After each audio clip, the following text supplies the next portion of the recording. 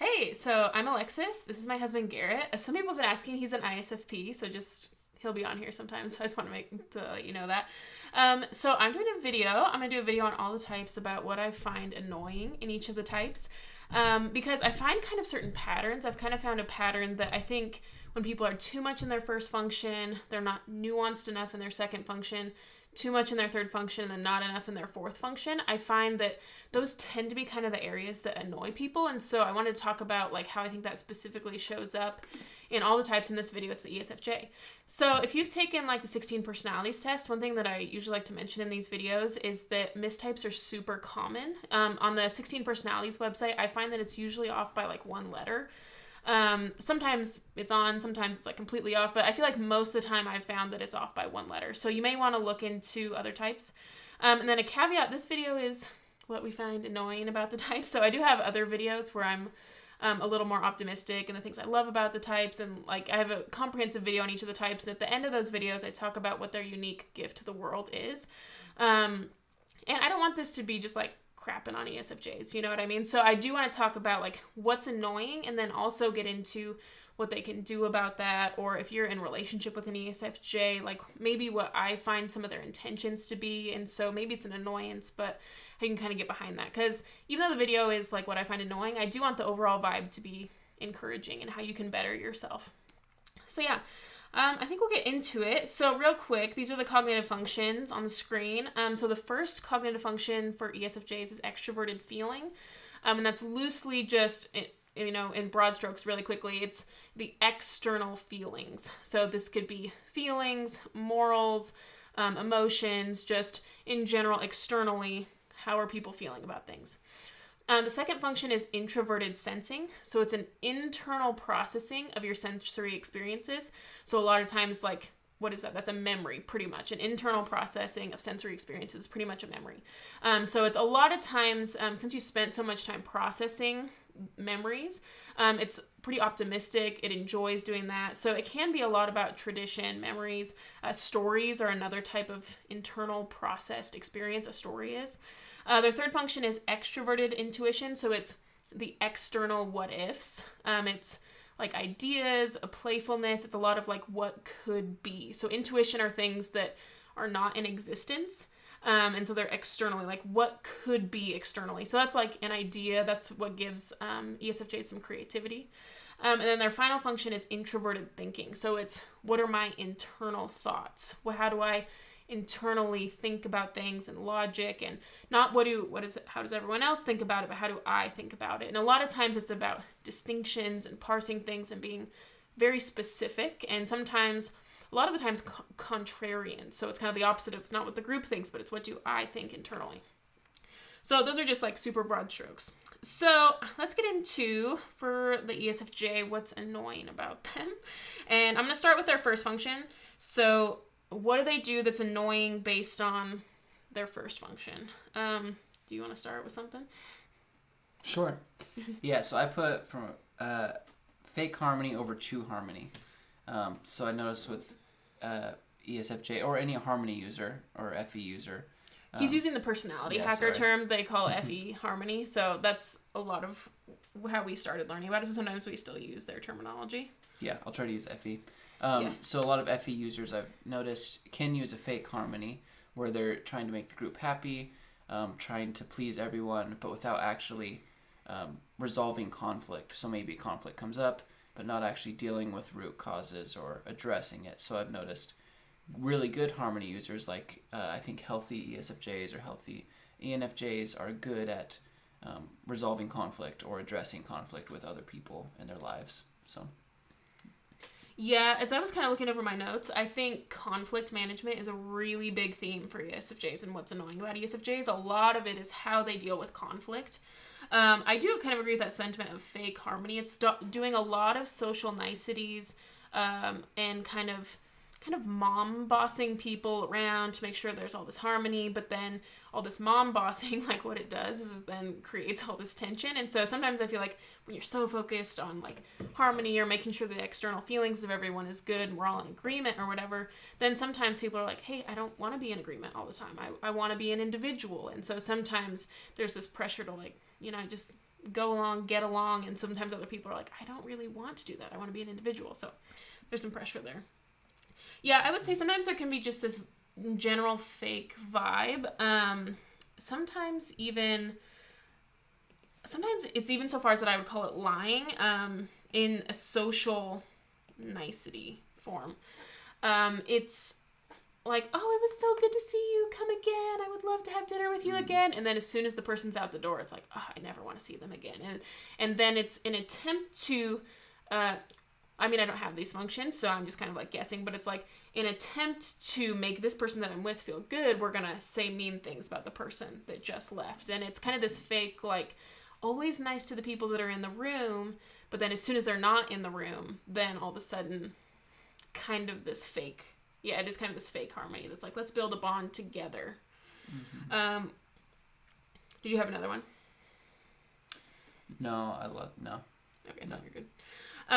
One thing I think is just, it's hard to like penetrate through the social exterior of an ESFJ. So good at small talk, so good at being an acquaintance. Like, I think ESFJs make phenomenal first impressions, but sometimes it's hard to like, can we ever get beyond this acquaintance basis? Can I ever get to know you? I feel like a lot of times FE DOMs are like always talking about the other person. How are you? How's school going? How's this? And really good at kind of this the periphery of my life. Like, how's my family doing? How's such and such doing? But never really getting deep sometimes.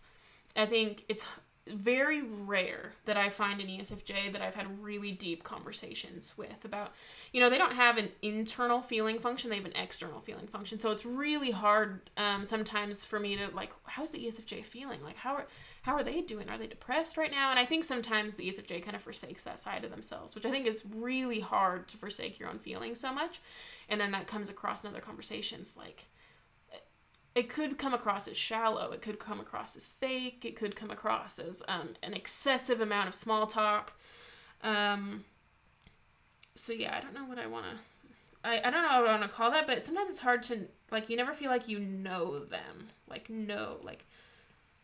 deeply. I have been in a deep, close relationship with one ESFJ, and eventually they do let you in. But it took a long time, I would say. Like, it took a really long time. One thing that I think comes, some of these things that I'm putting in this extroverted feeling box could be in other boxes. Sometimes it gets kind of blurry what functions are causing it, but I just kind of picked one that I thought it best went in. Another one is, which most of them are going to be in this first box. There's not going to be as many in the other boxes, are unwritten social contracts. So sometimes it's like, I've done this for you. I did the dishes for you. I cooked for you, and no one else is doing it for me. And then sometimes on the receiving end, I was like, oh, I thought this was an unconditional thing. Wow, they're so nice. But then over time, once I'm in a relationship with them, I realize it's like this bond thing. Like, I do this for you, you do this for me. If I do this for you once, then... And then sometimes it causes conflict. I have no... That reminded me, that's what I was thinking of earlier. Oh, yeah. One thing that bugs me as an FI user is FE with the SI is sort of the enforcing of tradition. So a lot of like manners, etiquette, I feel like is ESFJ. It's very much about manners, etiquette, doing the right things, taking your shoes off when you get in the house, or folding the napkin correctly, or putting the, right spoons in the right place. So there's sort of some of the SI with the FE. Yes. Passed down. But. Yeah, and what bothers you about it is like the lack of self-expression. You feel like we're all gonna do this thing, and this is the way you do it, and you can't be authentically yourself because you always have to have on this mask of manners. Is that what you mean? Yeah, sort of a lack of individuality. Yeah. The last one is this idea of people are projects. This has happened to me once. I've been the object of an ESFJ's project, and I have found a lot of times, there are kind of like two ways I've seen this go. one way is that ESFJs surround themselves with people of high social status, and they're constantly surrounding themselves with people that are of high status.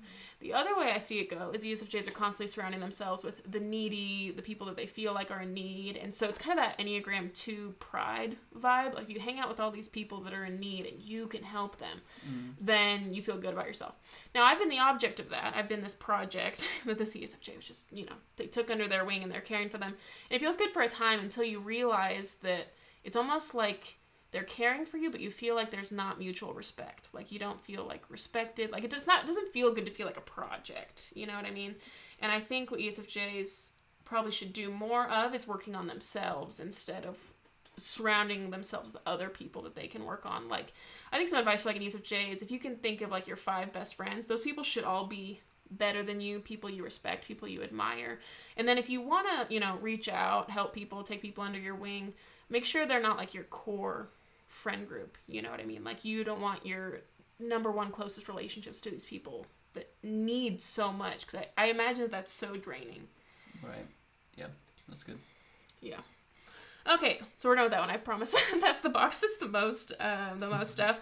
And we'll talk about like, the stuff that we like about ESFJs. I don't want it to seem so negative. Best for last. Best for last, yeah. And we are doing all the types, so I'm not just like singling ESFJs. So I know that sometimes a lot of the FE users can be kind of take criticism really hard. And so whenever I'm talking about like FE users, I want to be so careful to not just like punch them with the criticism. Okay, this one, I didn't really know which box to put this in, but I'm just going to put gossip. The reason I chose to put it in the introverted sensing box is introverted sensing can be about stories. And I feel like that's sometimes what they like what ESFJs like about gossip is like, oh, it's this juicy story. In addition to, it is probably more of an extroverted feeling thing, because it's like we're bonding over this thing and want to make sure that the feeling vibe is good, externally. But yeah, there can be a lot of gossip. And over time, like at first, it creates kind of a bond. Like, oh, we're such good friends. But then over time of knowing an ESFJ for months, then I start realizing they're probably gossiping behind my back. And all of a sudden, there's this lack of trust, and I don't trust them with any information.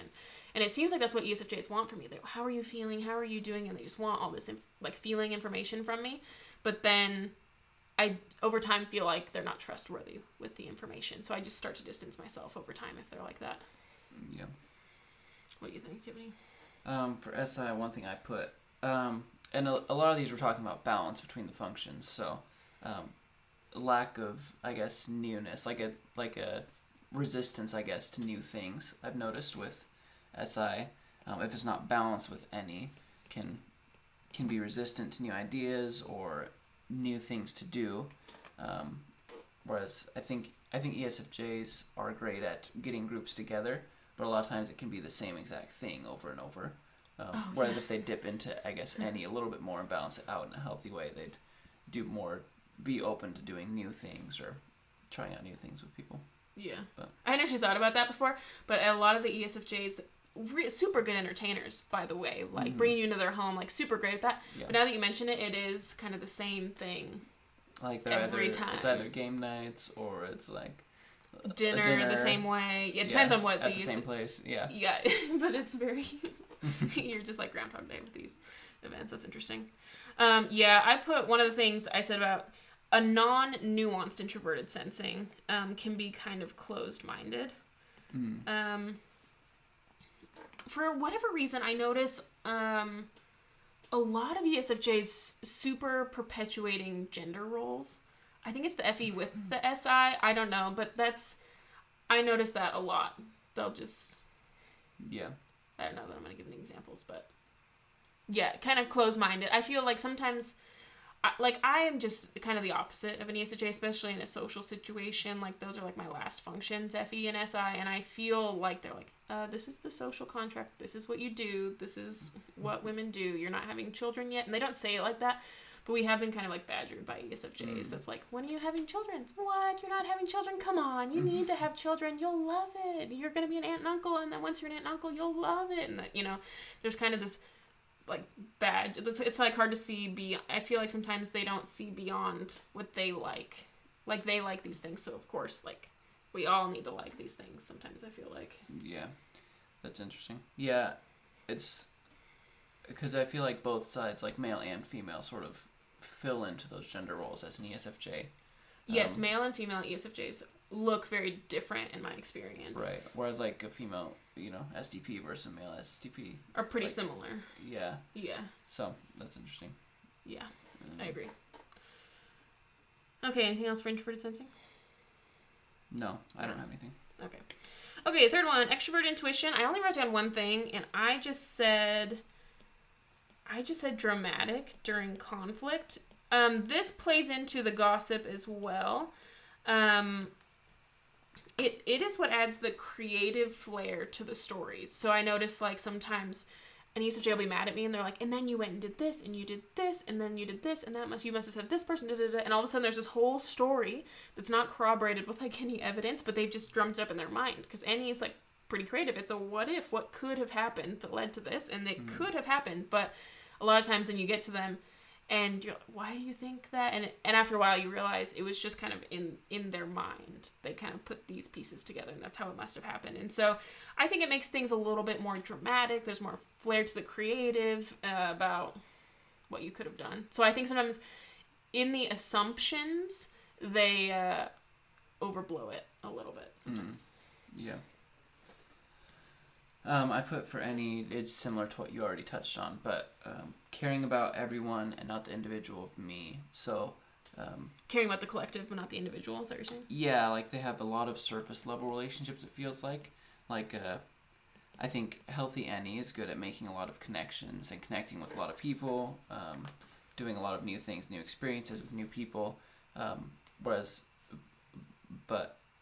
unhealthy Annie can just be a lot of not really real relationship, or a lot of short-term jobs, or a lot of short-term.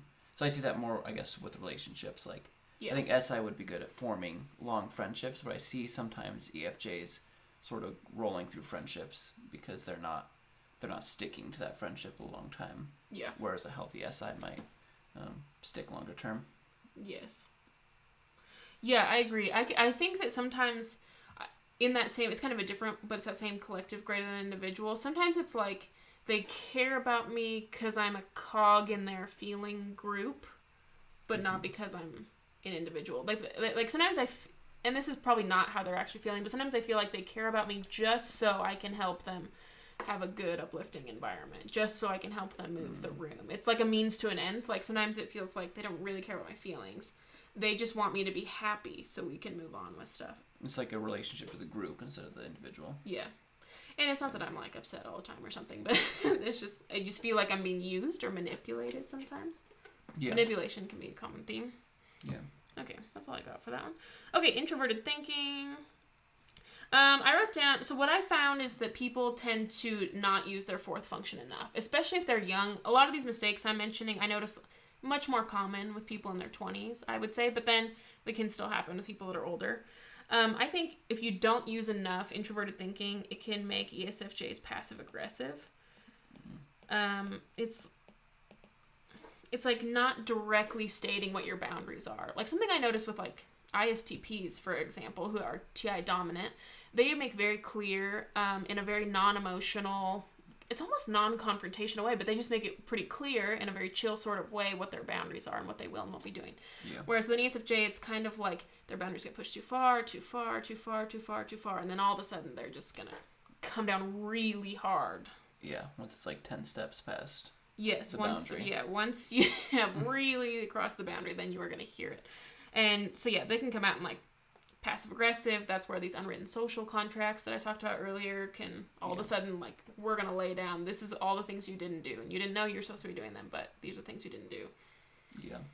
One thing I feel is that ESFJs can feel like they're being direct. Like, I'll hear a conversation with an ESFJ and they're talking to someone, and then they come talk to me and like, I really laid down the law. I told them how it was. I was so direct with them. And I heard the conversation. I was like, that was not direct at all. They don't even know. I actually saw this episode of Love Island, and this ESFJ broke up with this guy. Or in her mind, she broke up with him. She comes back, and she's like, yep, I broke up with him. And the guy didn't even know, because it was so indirect. Because she worded it like, yeah, I think we should just keep doing what we're doing. It's good. And we should just, let's just keep on going. We'll just keep taking it slow like we're doing. And in her mind, that was breaking up with him. And, you're seeing the different footage, and he had no idea. Yeah. I put the same thing for TI. sudden blow-ups, unexpected. So it seems like they don't voice TI like you were saying. TI DOMs are really good at expressing their boundaries really quickly early on. If you start to cross a boundary, they tell you right away, and it's not a big deal. They just assert their boundaries. So learning to voice those needs early on, and if you don't, then eventually you get to that spot where now it's like accessing TI to find an argument for all the boundaries you've crossed, and it's all of a sudden asserting a very massive wall, whereas I don't know, TI DOMs might put up little gates or something, but it's like all of a sudden a massive wall in the relationship. Is what this TI does if you haven't addressed it early on. I think that can be part of the pattern of losing friendships sometimes, is NE fills in the gaps of they must have done this, they must have done this, they did this, and they did this terrible thing, and then TI comes in, is like, we are going to lay down the law, friendship's done, it's a blow up, it didn't just fizzle out, like, this friendship is done. Yeah. The last thing I think is kind of, I don't know, maybe it's just not enough introverted thinking, but I call it pouty. I see pouty, like the pouty goes and hides or whatever. I don't know. Like, it's like, I don't know. It's this different thing. It's like maybe there was a big blow up and then there's just kind of this going away and hiding. I think it's maybe because the FE kicks in. It's like, oh, we're creating a bad external feeling atmosphere. So we need to just exit this atmosphere because we're just poisoning the atmosphere or something. I'm not sure exactly what it is. But so I think a lot of this is just conflict. A lot of what this whole thing centered around is conflict. And interactions with people. And I think that's kind of the number one thing the extroverted feeling is trying to avoid, is conflict. And so it's interesting that in trying to avoid so much conflict, what's created is so much conflict. Yeah. And that's kind of the thing, is like when you hold something so tight, it just, it breaks at some point. So like I think like the big advice for ESFJs is to work on more of those introverted functions, the introverted sensing and the introverted thinking. If you can set up like what you call like little gates slowly over time with introverted thinking as opposed to these big massive blow-ups, I think that goes a long way. And I think you have put in so much, like if you see it as a bank, you put in all these tokens, you've helped this person, you've helped this person, you've helped this person. Yeah. You have a big bank to draw from, and I think people would be more than happy to, give back to you in some way, as long as it's just really clear, like, hey, I worked a lot today. Could you do the dishes tonight? That'd mean a lot to me, or something. Something just very direct. Yeah. I think would go a long way. And introverted thinking is direct communication, kind of void of emotionality. So it's not this social manipulation or anything like that. It's just very matter of fact. This is how it is. This is what I need. Mm-hmm. Yeah. Yeah, that's basically the big advice I put too. Lean into conflict for the greater good. So just that bad FE, I think, can think that I need to have good relationships all the time with people, whereas healthy relationships can be good and bad. You need to address when there are bad things and deal with them. Otherwise, you just don't have relationships. So learning to talk to people and lean into conflict so that you actually have healthy relationships. Yeah, I think to have a healthy relationship, you need like healthy communication, and to have healthy communication, you need both people feeling like they're able to share their complete thoughts without being judged. And the only way you can do that is by setting up an atmosphere where people feel allowed to share distinctions from the group, or to create kind of some dissonance. I heard this quote, it was this INTP quote the other day, and it was, in music, you want there to be harmony, and it's all these different voices blending together. It doesn't sound as interesting when everyone is singing the same note. So I think it's just so good, I think, for ESFJs to kind of lean into that conflict and to understand that healthy relationships discuss conflict, kind of often. It's not something to run from. Probably a good book for ESFJs. There's a book called How We Love, and it talks about some conflict styles. I think there's 5 or 6 conflict styles, and it just talks about, these type of people might do this one response to conflict. There's this response to conflict. One of those is called the pleaser, which I think ESFJs probably likely fall into. It's like maybe if there's conflict, they, try to please. Another one might be the controller. They try to control all the pieces so the conflict doesn't happen. That's an option. And they have chapters about, so if this type of conflict style, marries this type of conflict style, this is kind of the pattern they can tend to get into. Like if this person's running from being controlled and this person likes to control all the time, it's like this. And I don't know, it was super helpful. And so since it's about conflict styles, and I feel like ESFJs can be scared of conflict, I think that is a good book. Yeah. Yeah. So yeah, I think, is this everything? The other thing that I would say to work on, so that was kind of in the introverted thinking realm, is the introverted sensing realm.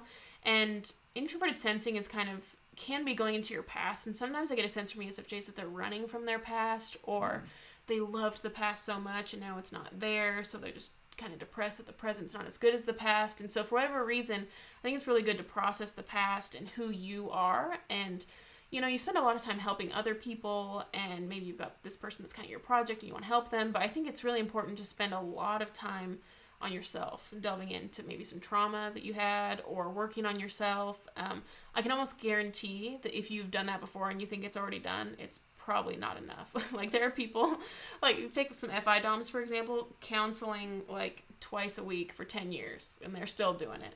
Whereas I know some like ESFJs, they're like, yeah, I went to counseling probably like 3 times last year. It was really good. It solved all my problems.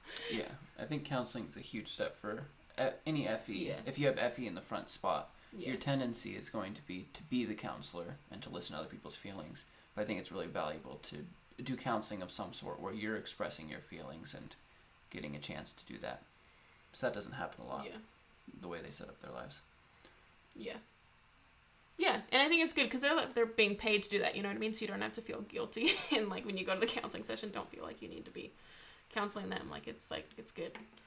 Yeah, so I think that's that. I don't want to feel, this is kind of a weird topic. I feel kind of weird talking about like, oh, this type's so annoying for this reason or whatever. But I think, I mean, I like to know that sort of stuff. So I feel like there must be other people that I'm like, tell me what's annoying about me and I'll fix it or whatever, you know? I think we all just want to be better people and received better. And I think it's important. So yeah. So I'm not just crapping on ESFJs. We're going to do this to all the types.